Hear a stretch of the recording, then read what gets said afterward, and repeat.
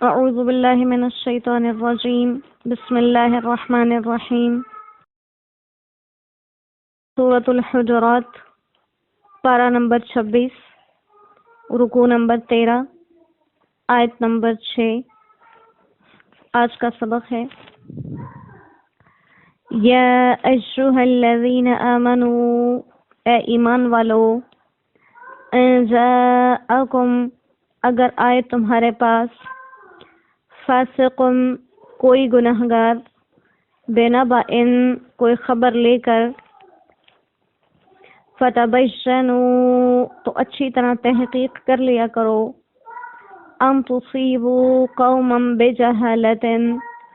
کہ کہیں جانا پڑو کسی قوم پر نادانی سے، فتصبحوا پھر ہو جاؤ تم کل کو، علی ما فعلتم نادمین اپنے کیے ہوئے پر پچھتانے، کہیں کل کو اپنے کیے پر پچھتانے نہ لگو۔ وَاعْلَمُوا اور جان لو، ان فیکم رسول اللہ کہ تم میں رسول ہے اللہ کا، لو یطیعوکم فی کثیر من الامر اگر وہ تمہاری بہت سی باتیں مان لیا کرے، بہت کاموں میں، لعنتم تو تم پر مشکل پڑے، ولیکن اللہ لیکن اللہ نے، حبب الیکم الایمان تمہارے دلوں میں ایمان کی محبت ڈال دی، وزینہ فی قلوبکم اور اس کو تمہارے دلوں میں راسخ کر دیا، مضبوط کر دیا، مرغوب کر دیا، وکرہ الیکم الکفر اور تمہیں نفرت دے دی کفر کی، والفسوق اور گناہ کی، والعصیان اور نافرمانی کی، اولئک هم الراشدون اور وہی لوگ ہیں نیک راہ پر، فضلا من اللہ اللہ کے فضل سے، ونعمت اور احسان سے، واللہ علیم حکیم اور اللہ سب جانتے ہیں، حکمتوں والے ہیں۔ صدق اللہ العظیم۔ سورہ حجرات میں چونکہ آداب کا تذکرہ ہے، آداب معاشرت سے متعلق باتیں ہیں، پہلی آیت ایمان والوں کو تاکید کی گئی کہ اگر کوئی گنہگار شخص تمہارے پاس کوئی خبر لے کر آئے تو بنا تحقیق اس خبر پر یقین بھی مت کرو، اور بنا تحقیق اس بات کے اوپر رد عمل بھی ظاہر نہ کرو، جب تک کہ خبر دینے والا جو خبر دے رہا ہے اس کی اچھی طرح سے جانچ پڑتال نہ کر لو۔ تو اس آیت مبارکہ کا شان نزول کچھ اس طرح سے ہے کہ قبیلہ بنو المستلق کے رئیس حارث بن زرار، جو رشتے میں آپ صلی اللہ علیہ وسلم کے سسر ہوئے، حضرت جویریہ بنت حارث کے والد، وہ فرماتے ہیں کہ میں آپ صلی اللہ علیہ وسلم کی خدمت میں حاضر ہوا، آپ نے مجھے اسلام کی دعوت دی اور زکوٰۃ ادا کرنے کا حکم دیا، تو میں نے اسلام بھی قبول کیا اور زکوٰۃ ادا کرنے کا بھی اقرار کیا، اور عرض کی کہ میں اپنی قوم میں جا کر ان کو بھی اسلام کی دعوت دوں گا اور زکوٰۃ کی ادائیگی کی طرف دعوت دوں گا۔ جو لوگ میری بات مانیں گے اور زکوٰۃ ادا کریں گے، میں ان کی زکوٰۃ کو جمع کروں گا، اور آپ ایک مقرر تاریخ، مقرر شدہ مہینے کی اپنا کوئی قاصد میرے پاس بھیج کر وہ رقم منگوا لیں۔ تو حارث نے اپنی قوم میں جا کر حسب وعدہ ایمان کی بھی دعوت دی اور ایمان والوں سے زکوٰۃ جمع کر لی۔ جب مقررہ مہینہ اور تاریخ جو طے ہوئی تھی وہ گزر گئی اور آپ کو کوئی قاصد نہیں آیا، تو حارث کو خطرہ ہوا کہ شاید آپ کسی بات پر ان سے ناراض ہو گئے ہیں، ورنہ یہ تو ممکن ہی نہیں کہ آپ وعدے پر کسی کو بھیجیں نا۔ حارث نے اس خطرے کا تذکرہ اسلام قبول کرنے والے لوگوں کے سرداروں سے کیا، تو مشورہ یہ طے ہوا کہ سب آپ صلی اللہ علیہ وسلم کی خدمت میں حاضر ہو جائیں، اور دوسری طرف واقعہ یہ ہوا کہ آپ صلی اللہ علیہ وسلم نے اس مقررہ تاریخ پر ولید بن عقبہ رضی اللہ تعالیٰ عنہ کو اپنا قاصد بنا کر زکوٰۃ وصول کرنے کے لیے بھیجا۔ اب وصول کرنے کے لیے بھیجنے کے بعد تو ولید بن عقبہ رضی اللہ تعالیٰ عنہ کو یہاں سے روایت دو طرح کی ہو گئی کہ جو ولید بن عقبہ رضی اللہ تعالیٰ عنہ کو قاصد بنا کر بھیجا، اس کے بعد بعض روایات میں آتا ہے کہ ولید بن عقبہ کو راستے میں یہ خیال آیا کہ اس قبیلے کے لوگوں سے میری پرانی دشمنی ہے، کہیں ایسا نہ ہو کہ یہ مجھے قتل کر دیں۔ اس خوف سے وہ راستے سے واپس چلے گئے اور آپ صلی اللہ علیہ وسلم سے جا کر کہا کہ ان لوگوں نے زکوٰۃ دینے سے بھی انکار کر دیا اور میرے قتل کا ارادہ کیا۔ اس پر آپ صلی اللہ علیہ وسلم کو غصہ آیا اور حضرت خالد بن ولید رضی اللہ تعالیٰ عنہ کی سرکردگی میں ایک دستہ مجاہدین کا روانہ کیا۔ ادھر سے مجاہدین روانہ ہوئے اور ادھر سے حارث اپنے ساتھیوں کے ساتھ حضور صلی اللہ علیہ وسلم کی خدمت میں حاضری کے لیے نکلے۔ مدینہ کے قریب دونوں کی ملاقات ہو گئی۔ حارث نے ان سے پوچھا کہ تم لوگ کہاں جا رہے ہو؟ وہ کہنے لگے ہمیں تو تمہاری طرف بھیجا گیا ہے۔ حارث نے سبب پوچھا تو ان کو تمام قصہ بیان کیا گیا۔ حارث نے کہا کہ قسم ہے اس ذات کی جس نے محمد صلی اللہ علیہ وسلم کو رسول برحق بنا کر بھیجا کہ میں نے تو ولید ابن عقبہ کو دیکھا تک نہیں اور نہ ہی وہ میرے پاس آئے۔ اس کے بعد حارث آپ صلی اللہ علیہ وسلم کی خدمت میں حاضر ہوئے اور فرمایا، آپ صلی اللہ علیہ وسلم نے ان سے پوچھا کہ کیا تم نے زکوٰۃ دینے سے انکار کیا اور میرے قاصد کو قتل کرنے کا ارادہ کیا؟ حارث نے کہا کہ ہرگز نہیں، قسم ہے اس ذات کی جس نے آپ کو پیغام حق دے کر بھیجا، نہ وہ میرے پاس آئے نہ میں نے ان کو دیکھا، اور جب وقت مقررہ پر آپ کے قاصد نہیں آئے تو مجھے خطرہ ہوا شاید مجھ سے کوئی قصور ہوا جس پر آپ ناراض ہوئے، اس لیے میں حاضر خدمت ہوا۔ تو حضرت حارث فرماتے ہیں کہ اس پر سورہ حجرات کی آیت مبارکہ نازل ہوئی۔ اور بعض روایات کہتے ہیں کہ جب ولید ابن عقبہ رضی اللہ تعالیٰ عنہ زکوٰۃ وصول کرنے کے لیے بنی مستلق پہنچے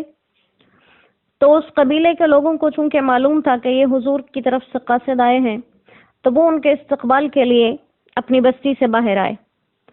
لیکن ولید ابن عقبہ کو یہ شبہ ہوا کہ شاید یہ اپنی پرانی دشمنی کی وجہ سے مجھے قتل کرنے آئے ہیں، تو وہ وہاں سے واپس چلے گئے اور جا کر اپنے گمان کے مطابق یہ عرض کر دیا کہ وہ لوگ زکوٰۃ دینے کے لیے تیار نہیں بلکہ میرے قتل کی سازش میں ہیں۔ اس پر آپ صلی اللہ علیہ وسلم نے حضرت خالد بن ولید رضی اللہ تعالیٰ عنہ کو بھیجا اور ان سے کہا کہ اچھی طرح تحقیق کر لیں اور اس کے بعد کوئی قدم اٹھائیں۔ حضرت خالد رضی اللہ تعالیٰ عنہ نے بستی کے باہر رات کو قیام کیا اور جاسوسی کے طور پر کچھ افراد کو اندر بھیجا۔ واپسی پہ ان لوگوں نے بتایا کہ وہ لوگ اپنے ایمان و اسلام پر قائم ہیں، نماز اور زکوٰۃ کے پابند ہیں اور کوئی بات اسلام کے خلاف ان میں نہیں پائی گئی۔ یہ واقعہ واپسی پر آپ کو بتایا گیا، جس کے لیے یہ آیات نازل ہوئی کہ اگر کوئی شخص آ کر کسی قوم کی شکایت کرے یا الزام لگائے تو بغیر تحقیق کیے ان کے خلاف کوئی کارروائی نہ کی جائے۔ اور دوسرا یہاں پر لفظ فاسق استعمال کیا گیا، جس کا مطلب یہ ہے کہ اگر کوئی فاسق آ کر کوئی خبر دیتا ہے تو اس پر عمل کرنے سے پہلے اچھی طرح سے اس کی تصدیق کر لو، گویا فاسق کی بات کو قبول کرنا جائز نہیں ہے۔ اسی لیے وہ تمام معاملات جن میں گواہی کا تعلق کسی خاص مسئلے سے ہو، وہاں پر فاسق کی گواہی قبول نہیں کی جاتی، کیونکہ آگے وجہ بیان کی گئی کہ ان تصیبوا قوما بجہالۃ، کہیں تم کسی قوم کے ساتھ کوئی ایسا معاملہ نہ کر دو کہ جہالت میں جا کے ان سے لڑنے لگ جاؤ۔ لہذا وہ معاملات جن میں آپس کے مسائل ہوتے ہوں وہاں پر فاسقین کی گواہی قبول نہیں ہوتی، اور اگر جن چیزوں کا تعلق معاملات اور بڑی چیزوں سے نہیں ہے، اگر اس میں فاسق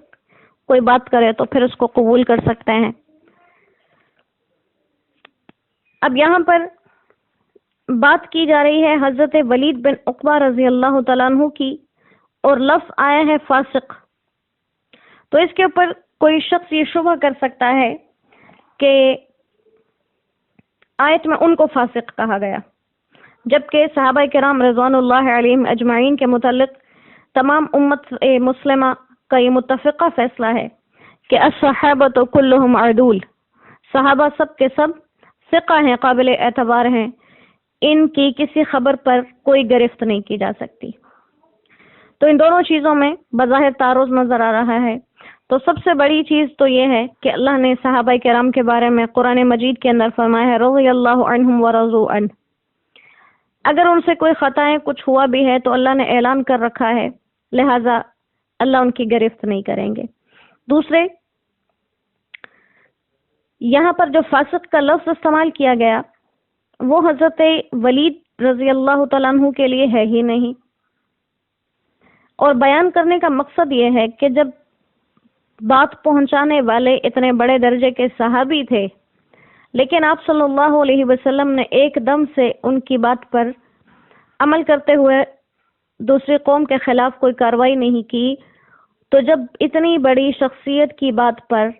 بغیر تحقیق کے عمل جائز نہیں، تو فاسق کی خبر پر بدرجہ اولا عمل کرنا جائز نہیں۔ تو حکم فاسقین کا بیان کیا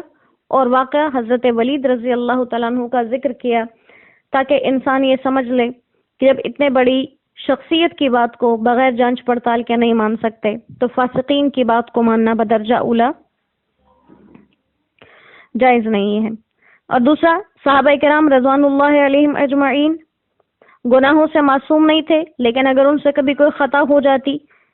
تو پہلی تو ان کی تمام زندگی ایسی تھی کہ آپ صلی اللہ علیہ وسلم کی صحبت کی وجہ سے شریعت ان کی طبیعت بن گئی۔ اگر کوئی خلاف شرع کام ہو جاتا تو ان کی ساری زندگی اتنی نیک تھی کہ یہ ایک گناہ خود ہی ختم ہو جاتا۔ دوسرے، وہ جتنی خشیت سے اور جتنی محبت اور عظمت سے توبہ کرتے تھے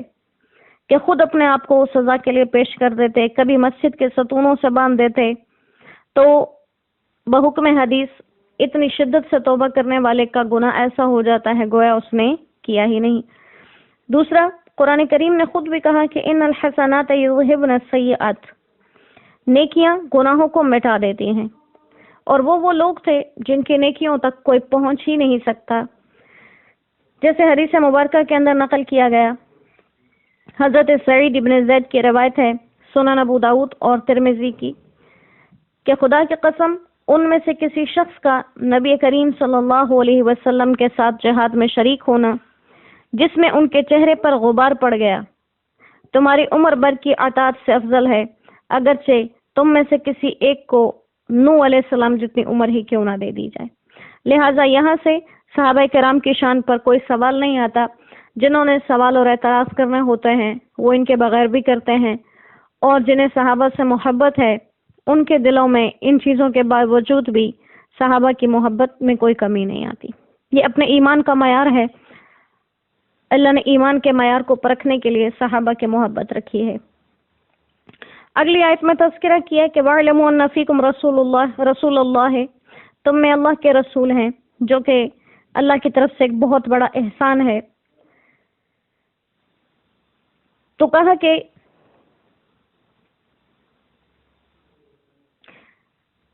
آیت میں جو تم نے زکوٰۃ سے انکار کا واقعہ سنا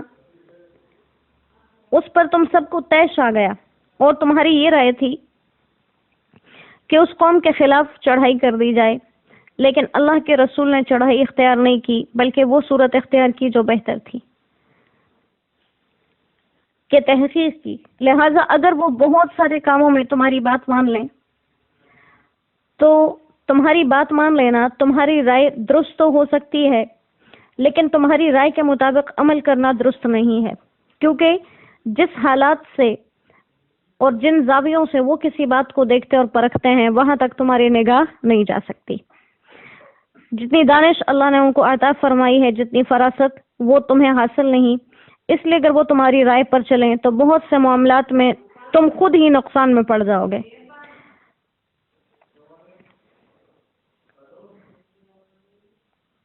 اور اگر کبھی تمہاری رائے میں مصلحت ہی ہو لیکن اس کے باوجود تم اپنی مصلحت کو چھوڑ کر حضور کی رائے پر چل پڑو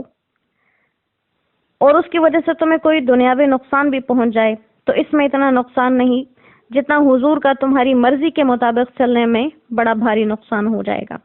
لہٰذا آپ صلی اللہ علیہ وسلم کی اطاعت میں کچھ دنیاوی نقصان ہو بھی جائے تو آپ کی اطاعت کا اجر اپنی جگہ ہے۔ اسی لیے کہا کہ تم لوگ عنت کہتے ہیں گناہ کو بھی اور سخت مصیبت کو بھی،